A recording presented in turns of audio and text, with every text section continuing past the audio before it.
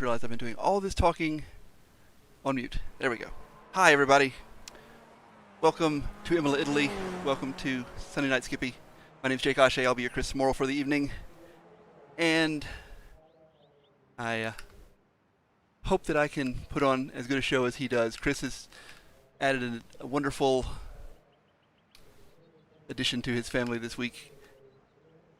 And we're wishing him the best, he and Megan, and happy Mother's Day to her, and happy Mother's Day to everyone, moms out there, including my mom. Thank you, Justin, for the heads up on the lack of sound there.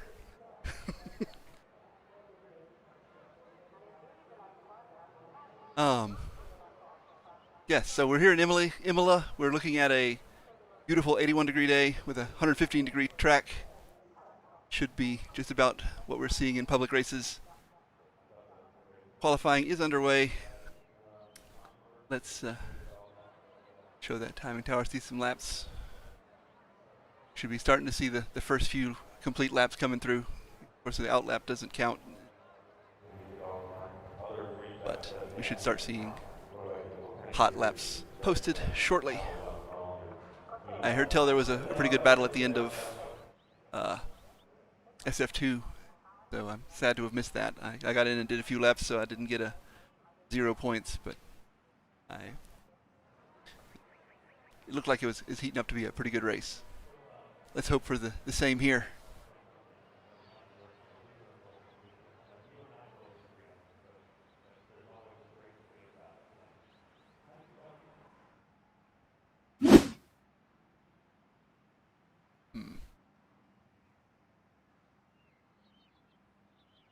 Yeah, I still haven't got anybody completed a lap yet.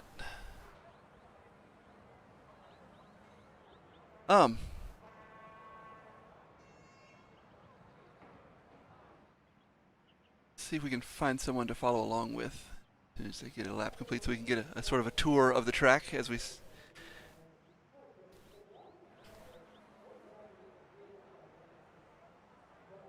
get some finishers here, hopefully. There we go. Let's ride along with Steve Dewar.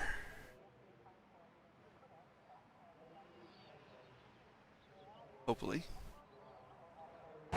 There we go. He makes his way out of Tamburello. I missed going into it.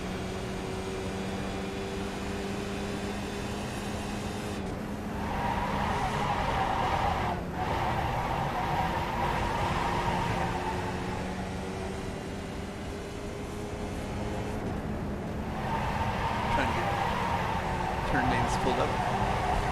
That is Tasso.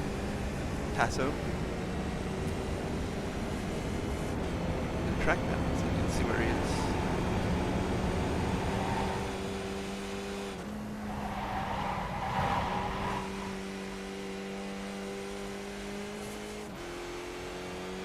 Going down into a turn called Acqua Minerale.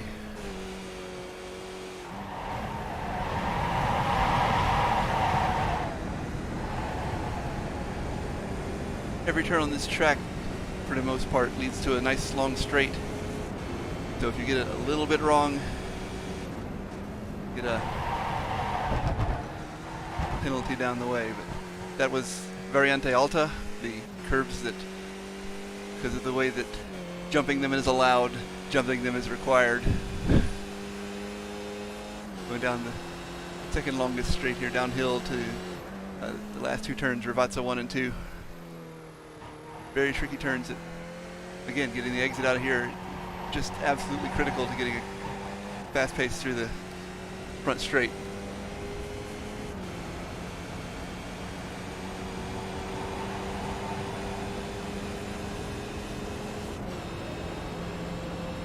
There we see Steve making a really nice lap.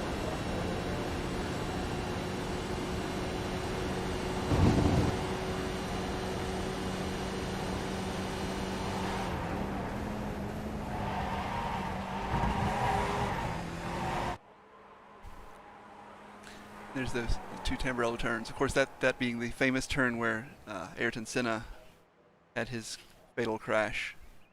So, hate to linger on it, but it is worth mentioning because it's happened, and that's where. We got about 3 minutes left in qualifying here. Mike Bowers currently at the top of the chart. Jeffrey Decker right behind. Right behind. That is very close. Some really tight qualifying times.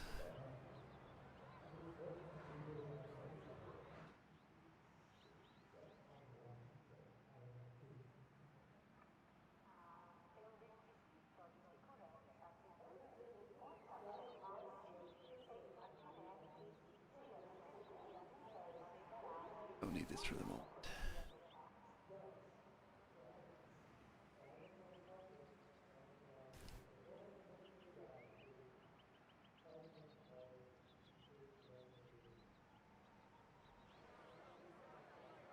Yeah, Chris really does make this look easy. Shout out to Chris again for giving me a shot at this. I appreciate it. Yeah, just waiting for the last few laps to come in. This track has been just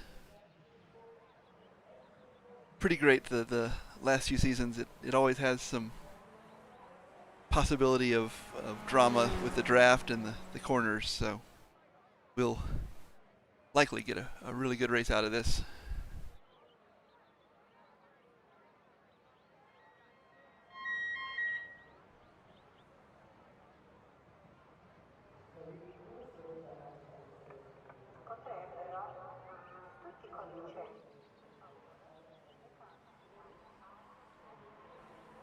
Good question, Justin. Yes, this will be a two-stop race. This is a 45-minute race. We'll expect the fuel to be set so that there are 2 pit stops required. That'll give some strategy. That'll give us folks some wiggle room with when to come in, how much fuel to take when, and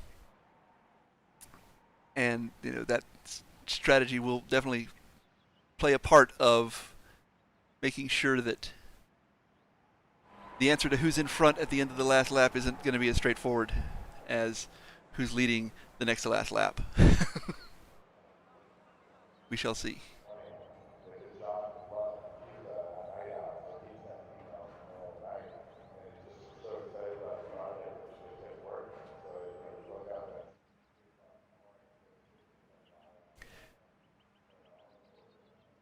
There's a shout out to Team Dancy. Go Joshua.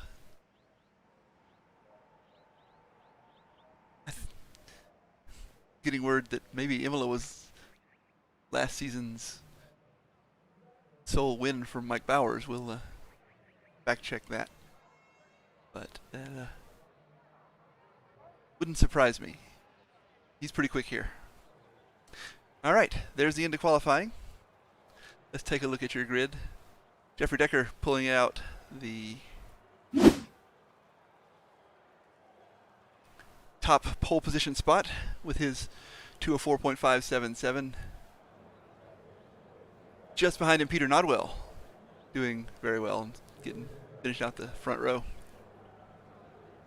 Got Lauren Avery, Mike Bowers in 4th, Carl Dronke, Chris Herrera, Eric Lamoureux, Joshua Fidge Johnson, Joshua Dancy, there he is, go Team Dancy, and Sammy Bridges rounding out your top 10.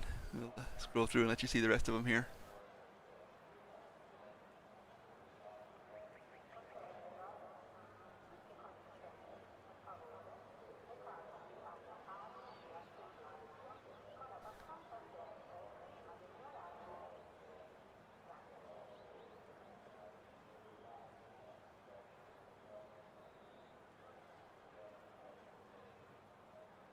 "39 cars on grid tonight."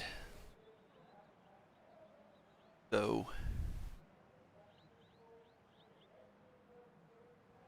Jason may or may not actually be racing. Sometimes he doesn't qualify. Sometimes he doesn't grid. We'll see. But that's going to be a pretty amazing race, I think. I mean, the entire field is in less than 4 seconds. That's pretty daunting.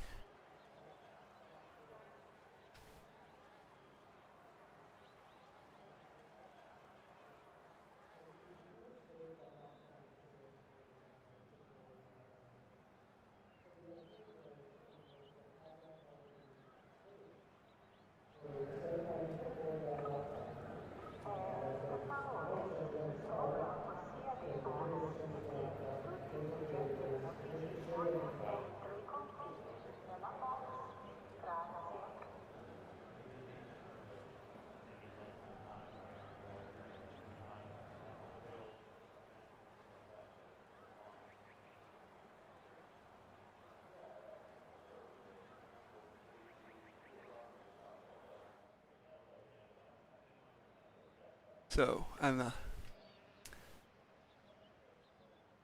going to get a little bit of help here. Thomas Photos is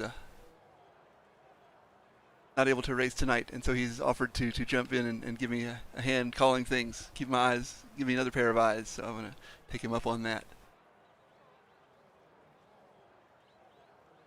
Let's get him. Oop.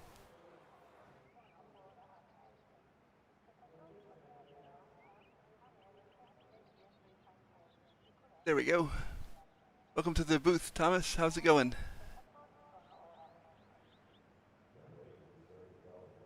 There we go. Maybe now we can hear you. Sorry about that. I had muted Discord. Hear me now? Yes, I can. Absolutely. Can you hear me now? Yes. Can you hear me? Awesome. Live TV, folks. I can. Awesome.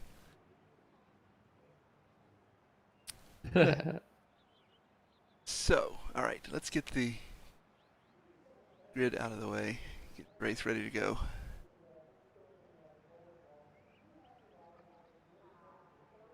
Might be able to tune in and... Have you done this track yourself? I did a little bit of it. I ran it enough to get a feel for it and get some laps in for SF2. I didn't do the full race because I needed to come get set up, but wow, we don't even fit on the screen, my new screen size. But yes, I have done this around this track. It does not jive with the way I like to drive, but it it is still going to lead to some pretty good racing, I think, for everyone else.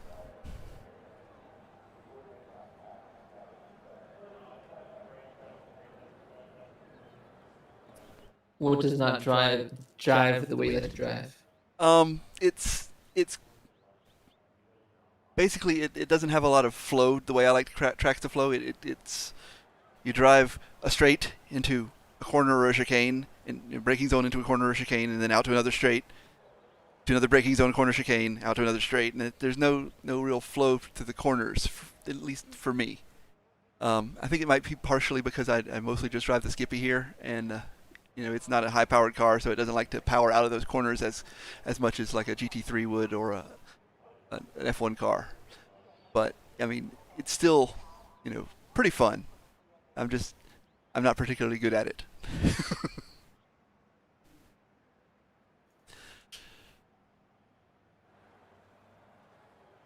It seems to have some severe, like, hard braking zones. I did not actually get a chance to drive this at all this week, so I've never done this track before. But it looks like it has some intense braking zones. Absolutely. So, yeah, as we're counting down here with the drivers' meeting going on, we're looking at 45 minutes, which on this track will probably translate to around 23 laps or so till the white flag or the checkered flag. Of course, this is our SF1 race. This is everyone who's a member of Saturday Night Skippy. We're looking for folks all the time. Our SF2 race is for our racers under 2000 iRating. Andrew Cole, shout out to him for graduating this week in his top 15 spot here on SF1. He actually made it out of SF2 by getting 2003 iRating. So big shout out there. There we're starting to see folks grid. Go live to TV here. Maybe. Shout out to Sean Chadiak for being in top 20 for qualifying, for sure. Absolutely. He's in the 16th there. It's pretty great. Oh. Why does it keep doing that?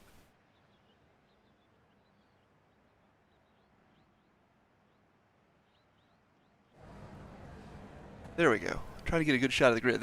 Now then. Sorry about that. That's 39 Skippies going around the bend there. Getting ready to roar into Tamburello turn. The lights are up. The lights are on. And there they go. As we're chugging down the way.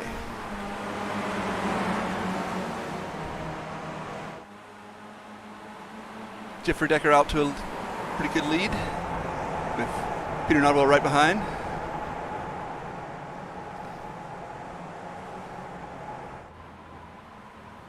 Movers and shakers through the field, but looks like a fairly clean path through Tamburello the first time through.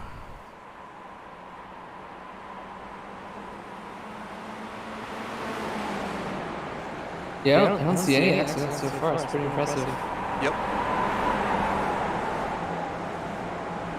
I'm going to switch this over to the race gap so we can see where everyone is.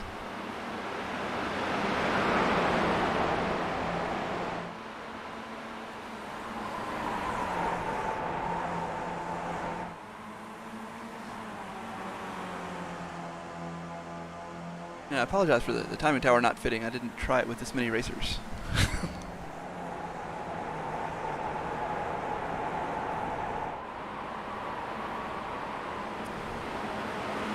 There's a shout out from Team Bell.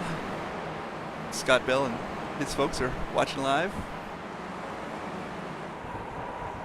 Or Scott Bell's folks are watching him live. There we go.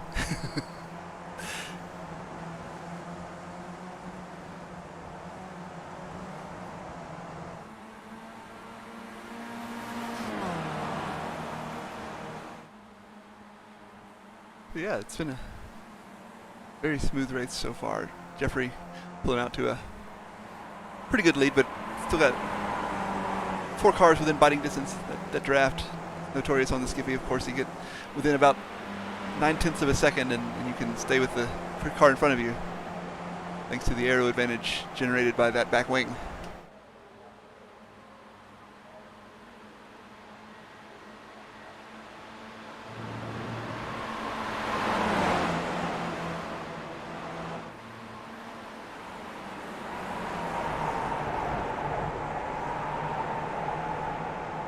Yeah, this might be one of the cleanest starts I've seen in a Skippy race for SF1 in a long time.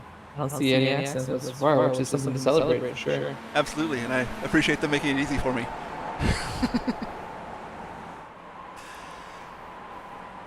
don't have to worry about what to call when there's no accidents to call. And Jason Bice is on the grid and working his way up the field, so we'll follow that story as he progresses through. Should be something to watch for sure.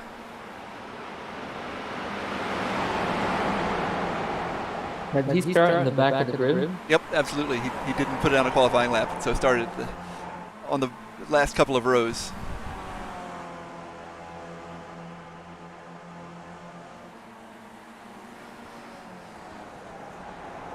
Interesting. So far, so good. It's Jeffrey. I do that every time and say Jeremy. Jeffrey is putting on a clinic here, showing us how to go through the Alta chicane. Jumping the curbs is the way to do it.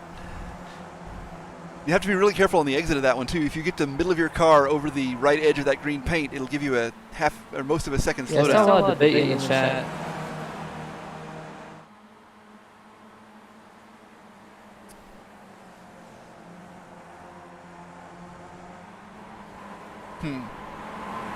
I saw a bit in the chat about like what SPO to run on this. It sounded quite treacherous, quite difficult curves to hurdle at some point during the track. Yeah, definitely. I've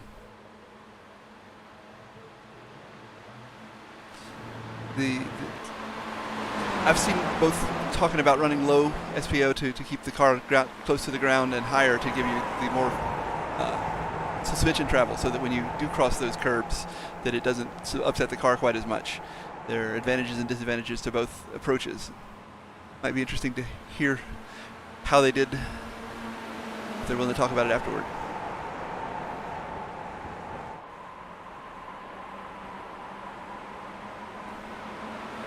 Looks like pits. And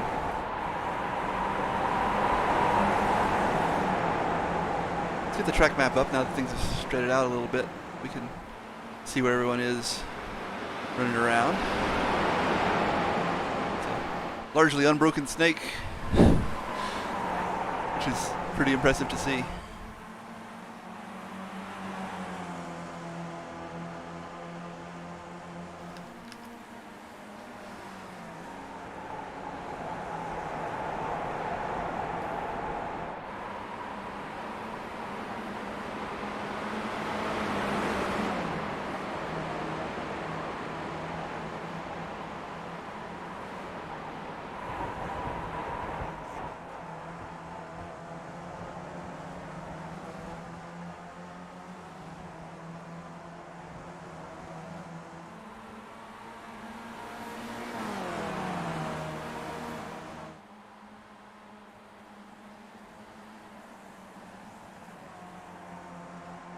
Alright, I'm trying to figure out how to get rid of that echo. I think it's because of the way I'm monitoring things. There's definitely like a 7-pack in the front section.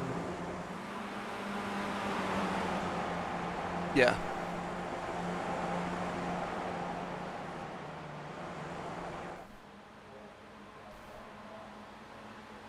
They are really doing a fantastic job of just carving around. I will stop with it.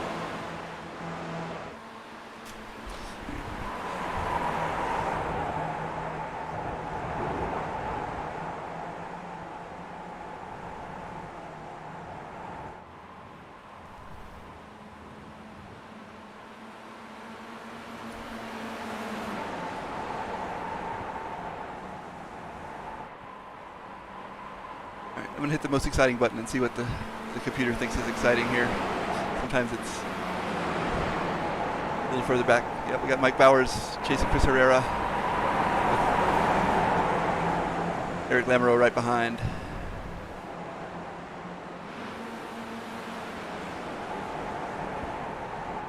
Shout out to SF2 Daniel Pikowski. Okay, maybe that's not the best idea here. Let's leave it on Mike for a bit. Yeah, this is the battle we're seeing for 4th place. Mike in 5th trying to catch Chris.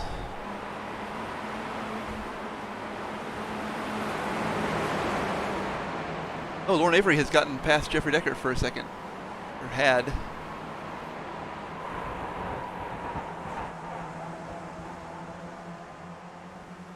Now he's dropped back to 3rd.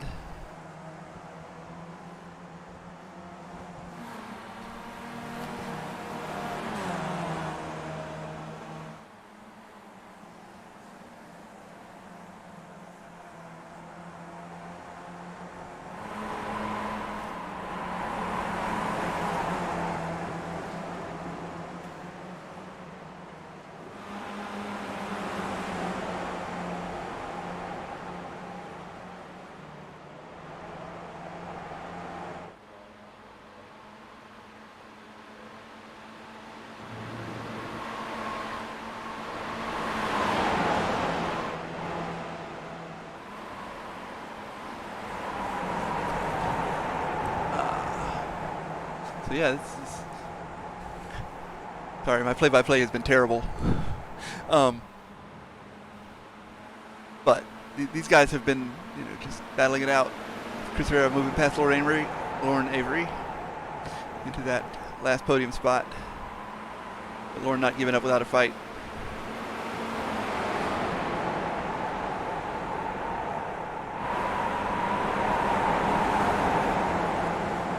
A little further back, got Kyle Reed chasing down Andrew Cole.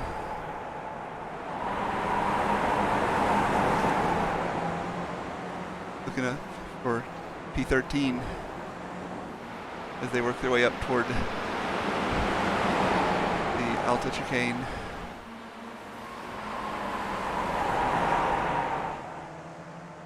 Oh, I'm sorry, no, this is going toward Aqua Minerale. Not quite there yet.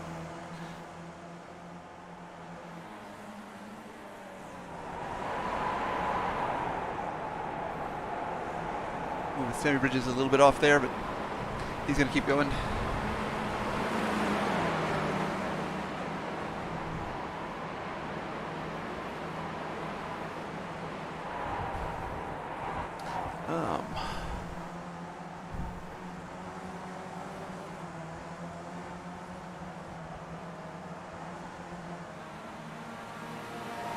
Checking in with Gergen Demir. He won one of our Friday practice races.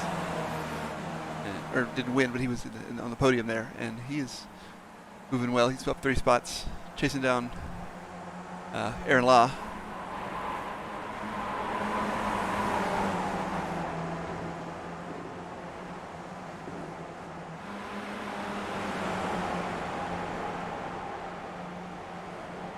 We got a big fight up here. Chris Herrera has actually made his way into P1. Let's go see how that happened.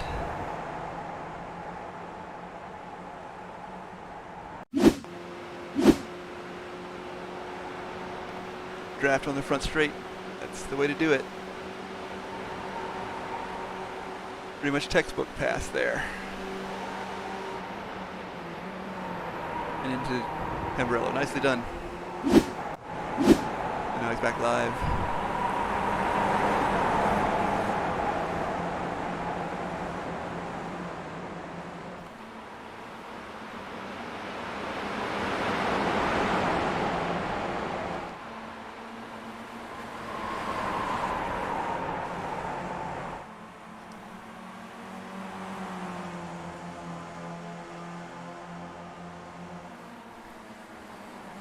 A little further back at the beginning of the next pack, we've got Darren Chernick.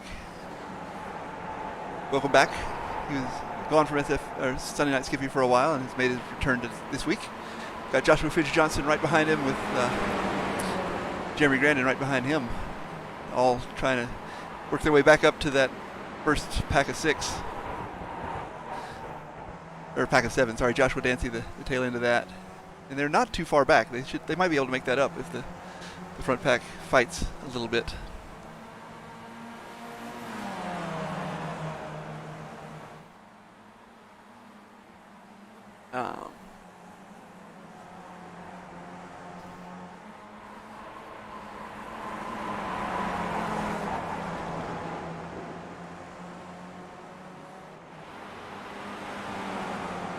Yeah, it's going to be a pretty good secondary fight. They try and catch up with that lead pack. We're hitting lap 7. I imagine we'll start seeing pit stops at if not the end of this lap, then maybe the end of the next lap. Just judging by the way that the fuel is set up in these Skip Barber Formula 2000s. We run a limited fuel tank, and so that forces us to make pit stops. If we could do full fuel, then they could definitely run this 45-minute race without any trouble. But as it is, we're running about 35%, so that we have to take 2 stops. Back up to the front, Chris Herrera has made his way back in front. Jeff had taken over for a bit, but their fighting has compressed that top 7. I'm sure that the other 5 are glad to see. Peter Nodwell right there in contention.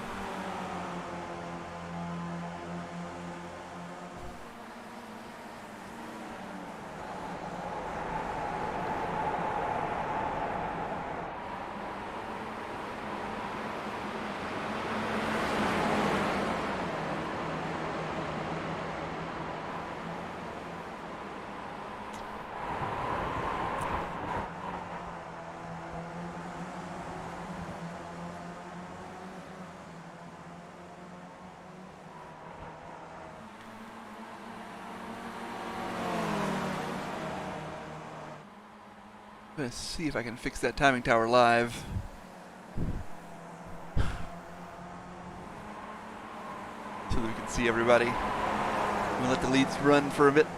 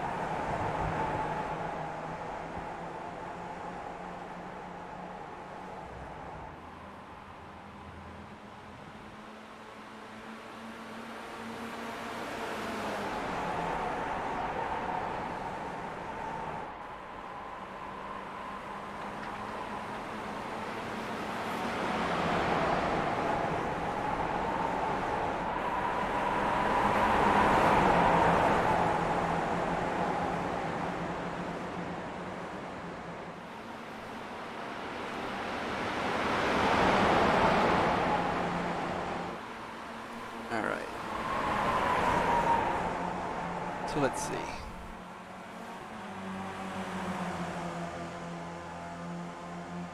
Nope. All right. Well, we've got pit stops happening. Daniel Pagowski and Rafael Bofill have both decided to come in. So the pit game is afoot. I imagine we'll see other folks start taking the end of this lap. As Chris comes around Jeffrey once more.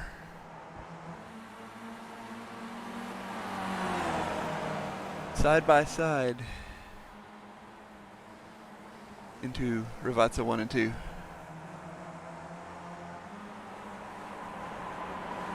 Jeffrey taking the inside line. Chris holding on to the outside. And into the pits. Here we go. Ooh. That was unfortunate there with, let's see, who is that? Eric Lamoureux getting in the back of Lauren Avery. Fortunately, we have a fast repair, so they'll be able to instantly repair their car up to full functionality as they get into the pits, and hopefully won't have too much actual fallout from that.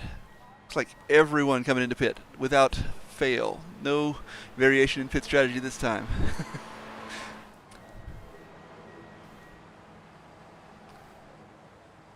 Chris Herrera making a rapid stop.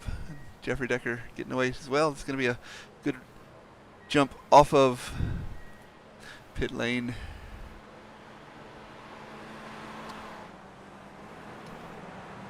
Had one car stay out, Michael McLeod. See if he can work one more lap out of that tank. Get a lap lead credit. Shout out to Michael McLeod too. He opted not to race SF2 today, and because he was just, he felt like he wouldn't be competitive. It wouldn't be fair for him to stick around. Honestly, a really sportsmanlike move, and respect to him for doing that. So, wish nothing but the best for him here. And let's see if this fuel strategy difference works out. So let's see. Here's some pit stops. When did everybody make it? And put that gap back in there too. There we go.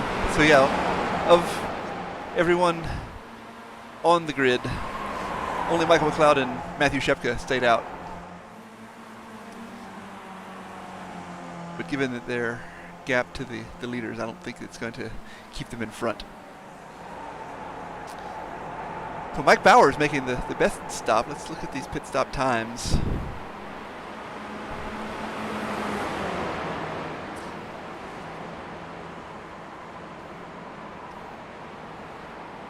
Mike Bowers with a 12.9 second box time was able to take that advantage of that and come out in front. And he's hanging on to the lead.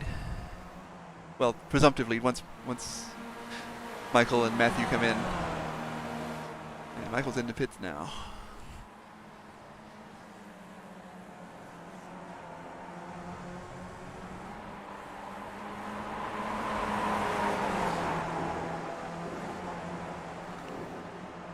Where's he going to be when they come out? Yeah, no, they're going to come right on by. Matthew Shepka in, finishing out that pit cycle. Chris Herrera to the outside. Looking to make a move on Jeffrey. Nope, thinks better of it.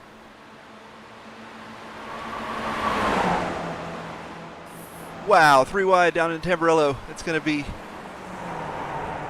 battle of wills. Mike holding on to P2.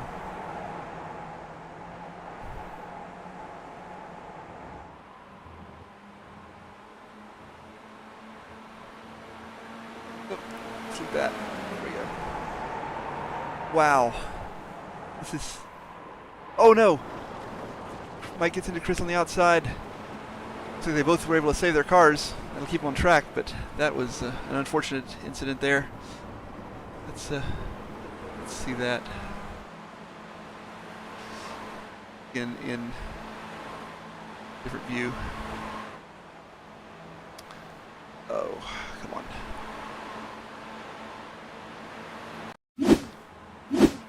So they were coming down into the first set of chicanes, Villanueva, Chris gets a little bump on the chicane, and Mike gets sent a little bit wide. The anti-cut sends him right around. But they're both able to get back on track. And oh, I guess they weren't. I guess they took more damage than I thought. They're in the pits. Ouch. Which leaves Jeffrey Decker and Peter Nodwell right there. 1-2. With Joshua Dancy looking to take advantage of that. Go Team Dancy. Got his eyes on the... working his way up higher on the podium, and hopefully can make up that gap. He's out of the draft at the moment, but definitely fighting toward the front of the pack.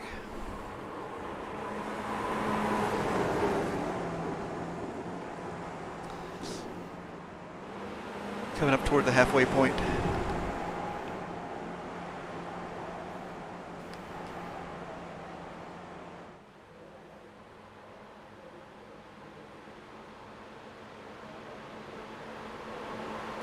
Peter makes a move to the outside like you do off the draft on the front straight into P1 down to Tamburello.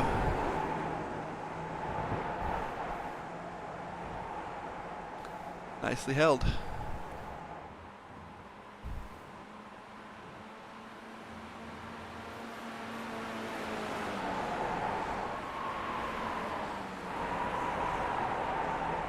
A little closer view here, that battle. P1. Oh, Peter off just a little bit. They go up the Tatso turn, up the hill. The elevation changes on this track are pretty significant. You don't see them super well in the cameras, but it's quite a bit of elevation, both up and down the track.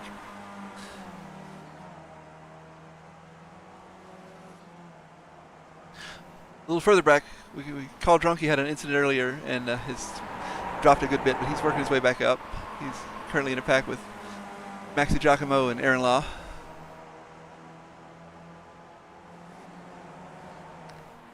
He gridded 5th, but has had that early incident and worked his way back up to 9th. I think he dropped as low as 20th at that point. So it'll be interesting watching him march through the field.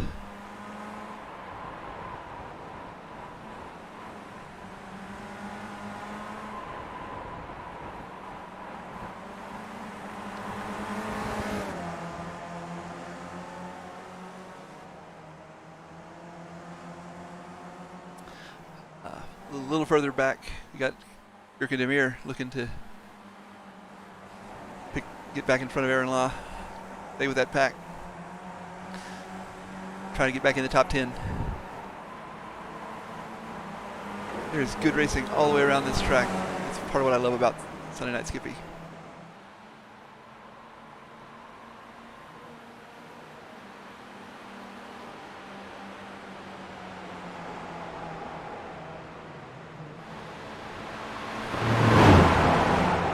Beginning of the next pack, you got Scott Bell with Sean Trediak right behind.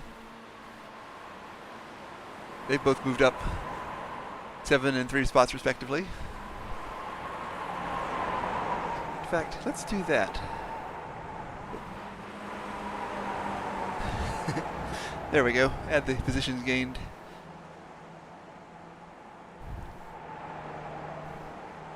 So, Josh Dancy up 6 spots. Right now, Nelson Addison moving up 22 spots. That's really impressive, honestly. There it is. There he is. Shout out Nelson. Chasing down one of the tellers. It's Thor in front of him with Andrew Cole in front of him.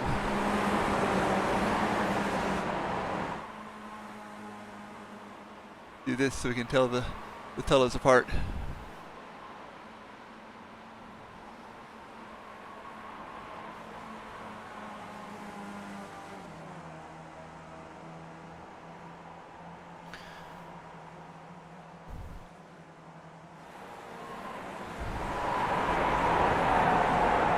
Jeff Decker still holding on to the lead. Peter Nodwell chasing him down. Let's see what those laps have looked like.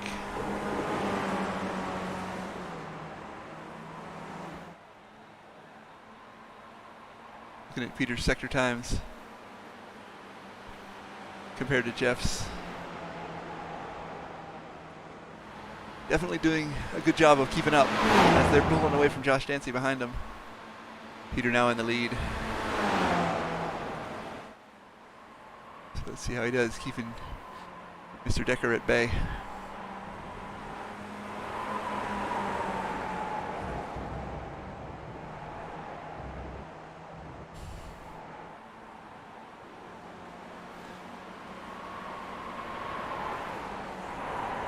Almost a 3/10 advantage in the first sector, but that's about all he's going to get so far. Jeffrey's staying right on his gearbox.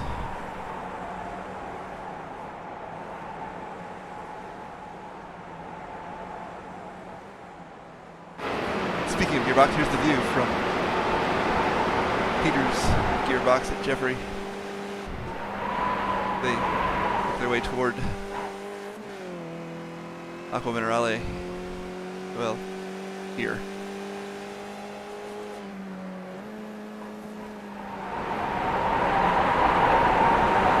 Super tough turn. If you get just a little bit wrong on the outside of that, you get a pretty severe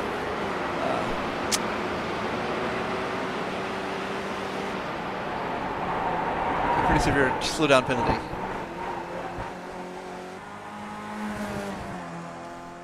Jumping the curbs and down the back straight.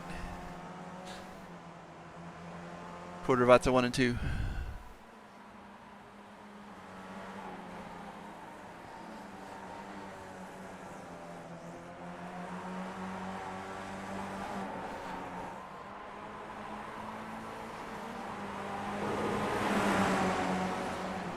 Here they come out of the last turn. And once again, the draft playing huge role. Jeffrey get a good run out of the last turn, which is right before the finish line. The actual last turn, that is. Pulls ahead again. So I think we can look forward to a lead change every lap with the way that the draft plays. And so it's going to lead to some interesting strategy as they make their way toward the last couple of laps. Do you want to be in first as you start the last lap, or do you want to be in second? I think the evidence shows you want to be in second. So we'll see how that plays out as things get further down the road. Meanwhile, further back to Tortola, chasing down Andrew Cole with Nelson Addison just alongside, coming into Tamburello. Andrew holding on.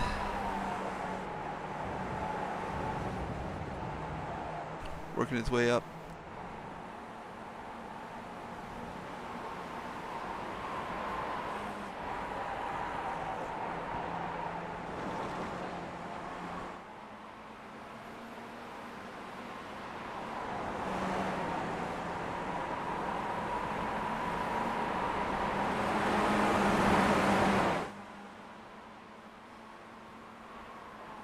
Pretty good racing.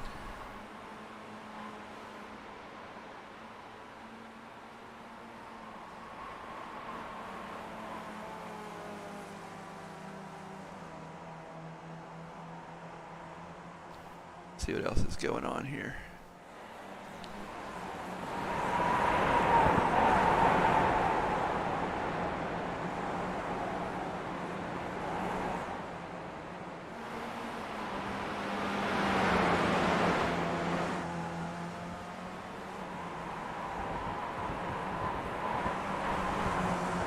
And this pack of guys is some of the best racing that's outside the lead.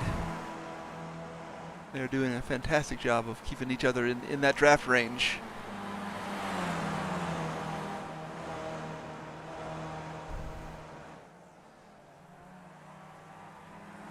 Fighting for that P14, P13. Trying to make their way back up to Sean Trediak and Scott Bell, who are keeping their own fight going. There's Sean.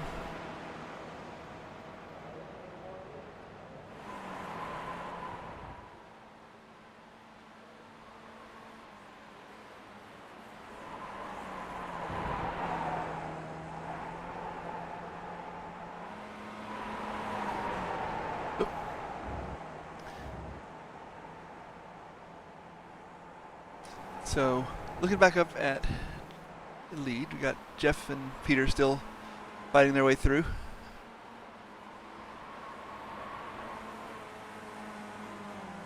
I think at this point it may be a gentleman's agreement to just keep draft swapping so that they can put as much gap between them and Josh Dancy as they can.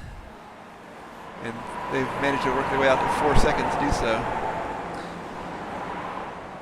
Josh and Eric each on a little island, working our way through the field here. Eric up 3 spots, looking to stay in the top 5. Sammy Bridges is your last car in the top 5, jumping out of there. Got Joshua Fitz-Johnson, Jeremy Grandin right behind him. Carl Drunke's made up a couple more spots since we saw him last. Back up into top 10. With Jurgen Demir and Max DiGiacomo right there with them. Working their way down in Ravazza.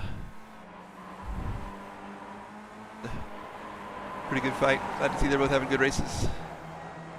Sean Trediak coming around the last corner as well. Well, we got our second pit stops have begun. And it looks like everyone's there. Oh, sorry, Sean. That's my caster curse. Hey, you saved it out of the wall, though. Appreciate that. Good thing.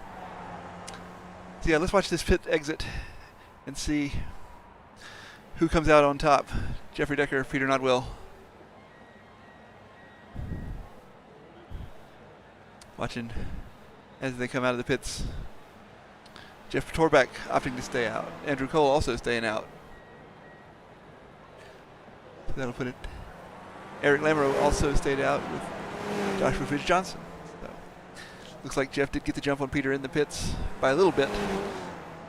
By about 2 seconds or so. No, not even quite. But catch up with Jeffrey.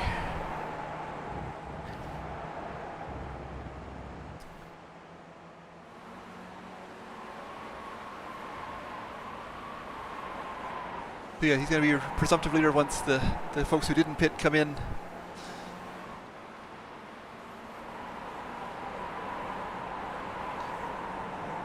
Got a bit of a gap back to Peter Nodwell, just outside of that draft range, but he's got traffic in front of him, so that might be a factor. We've seen traffic cause issues.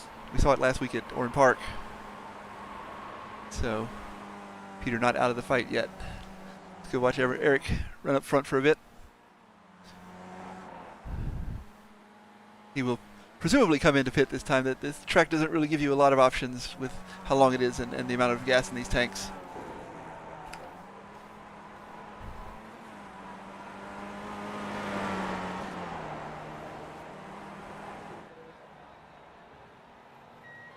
Yep, there he is. So in the pits, Joshua Fitz-Johnson right behind him. Andrew Cole, I imagine, will come in as well. And that'll leave Jeffrey as your lead, with Jeff Torbeck coming in as well, I bet.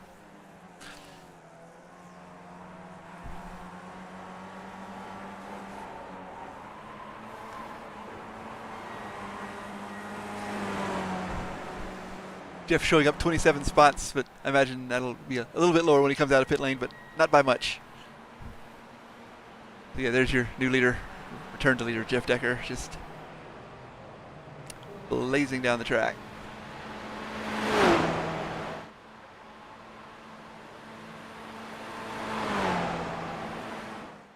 A little further back,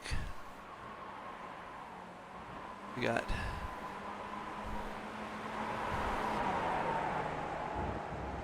quite a few folks making their second pit stops.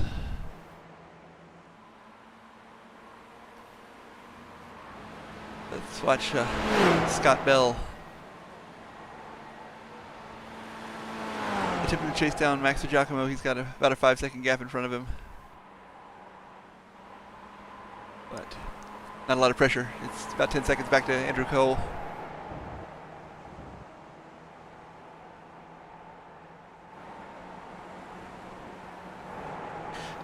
Joshua Dancy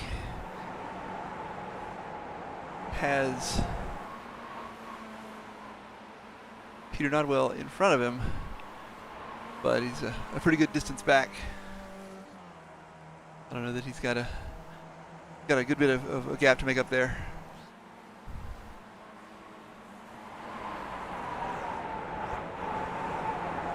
Whoops. That was the wrong button. Sorry about that. Back to the timing tower where we belong.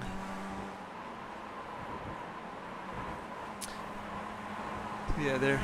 He's trying to hold off Eric Lamoureux, who is chasing him down for that last podium spot.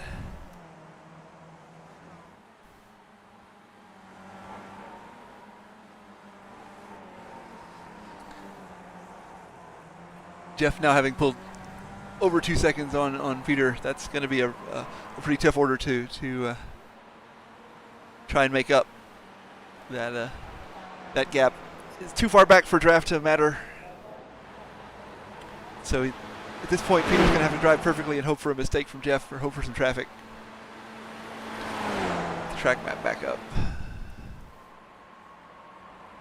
There we go. You can see there is some traffic in the future. Michael McLeod is up there, but he's a pretty good ways up the track from Jeff.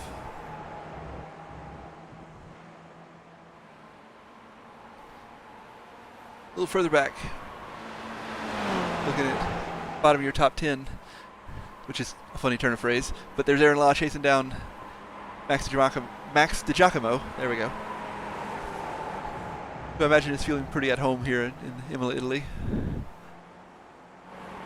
Looking really good, you know, up 4 spots. Aaron Law up 15 spots to complete your top 10 here.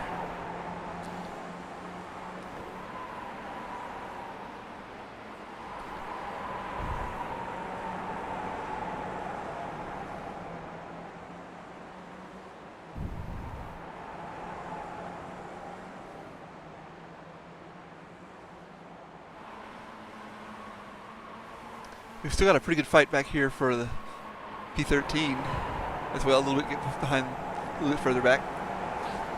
Nelson Addison pressuring Andrew Cole, but they don't want to fight too much because they've got Spencer Clark, Thortella, and Jeff Torbeck all right there, poised to pounce on any mistakes.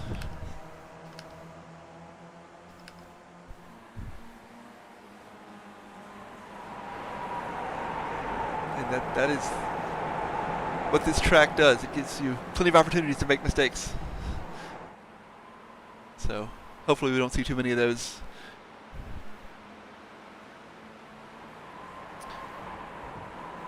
Jumping back up to the top 6.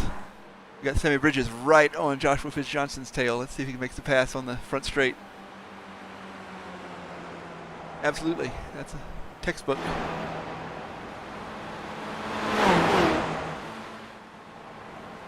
Takes back the top 5 and down to Tamburello once more. As we work our way through the 39th minute of this 45-minute race, we'll see probably 2 more laps.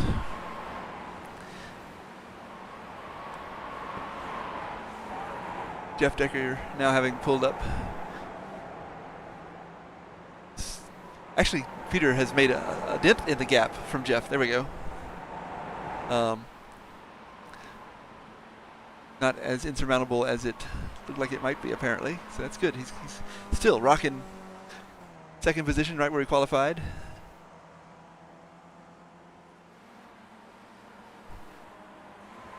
We love to see it.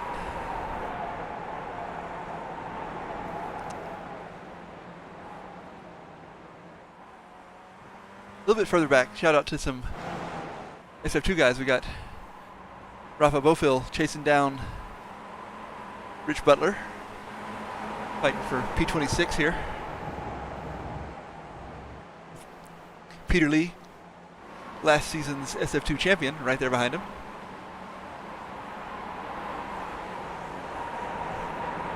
Chris Herrera looking to make up some lost ground in the background.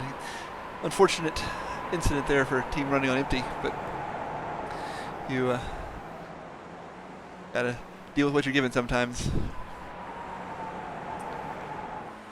Oliver Hartley looking to chase down Daniel Prigowski. Get into the inside the top 25. Stay in there.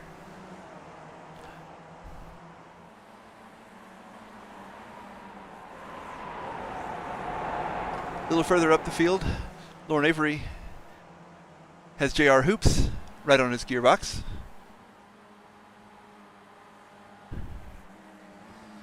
They're racing their way down into the last couple of turns. Rivazza 1 and 2. Lauren had that unfortunate incident earlier.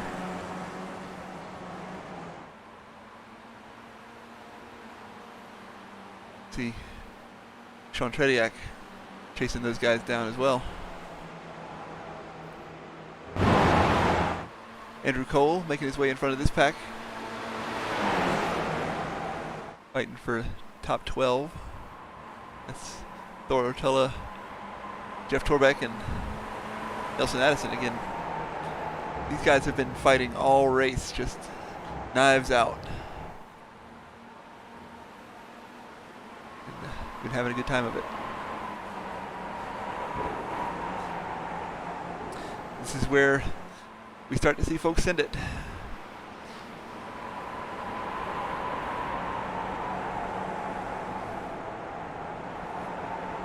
Sammy Bridges back up in the top 5 is trying to hold off Josh Fidge Johnson as they work their way toward Aqua Minerale.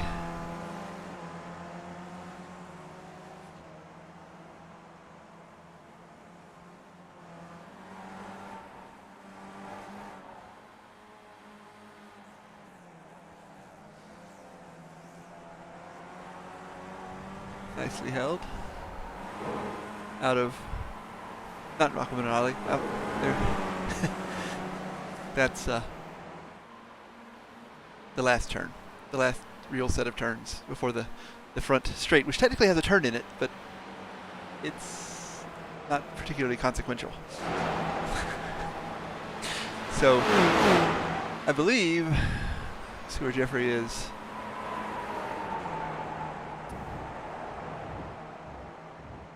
This is likely going to be our last lap, as we see Steve Dewar getting blue flagged. Hadn't seen much of Steve tonight. Yeah. Chris really does make this look easy. 40 cars is a lot to look through. But Peter, with that 1.2 seconds, he might be able to get. He's been really working his way. Let's look at those lap times for Peter.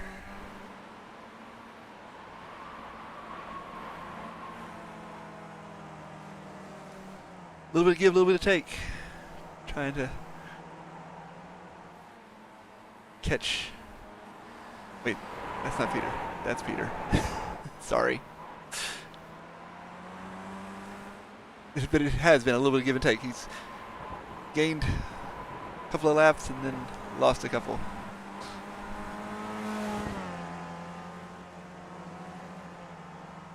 See the view up from Peter's roll bar.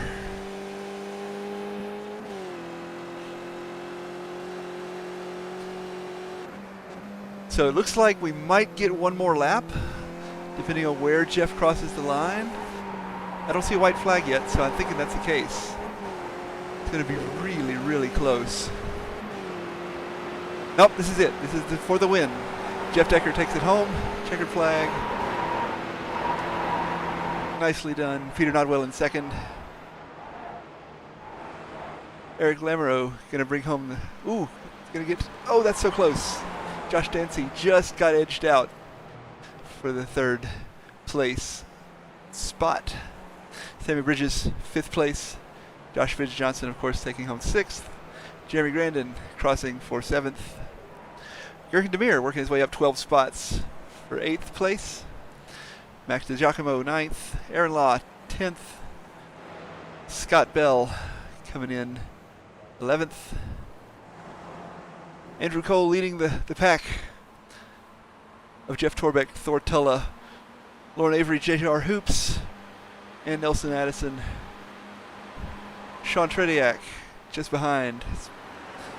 Spencer Clark fighting with Carl Drunke. Is he gonna be able to hold him off? Just barely. Keeps himself into the top 20. Rusty Pontenberg making 21, up 8 spots. Nice job, Rusty. Ryan Perez, Flying Brian, Matthew Shepka, Dan Pagowski, Oliver Hartley, Rich Butler, Rafa Bofield right behind, Chris Herrera ending up in 28th, Kyle Reed, Peter Lee, Charles Weber, who I didn't mention until now. Sorry, Charles. Darren Chermick, welcome back. Top 32. Pim Luth coming around for 33. And Michael McLeod finishing out our lead lap finishers. Everyone else a lap down. Shouts out to Steve Dewar, Jonathan Dockery, Mike Bowers, who had that unfortunate incident. And I was wrong about Jason Bice being on the grid. Good stuff. Great race, everybody.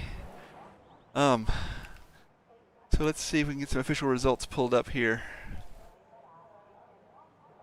There we go.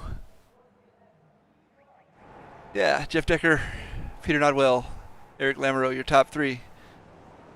Nice finish, everybody.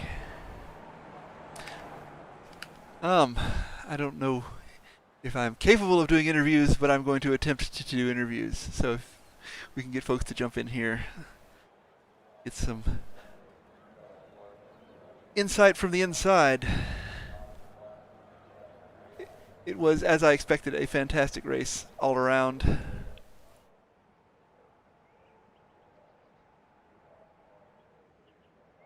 Ooh-wee.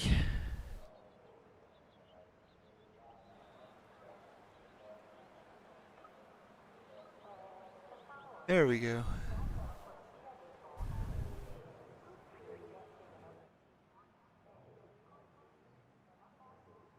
Thanks. I appreciate the support there in chat. I wanted to try and give everybody a little bit of screen time. I'm sorry to everybody I missed. I'm just going to jump right to it. I don't want dead air.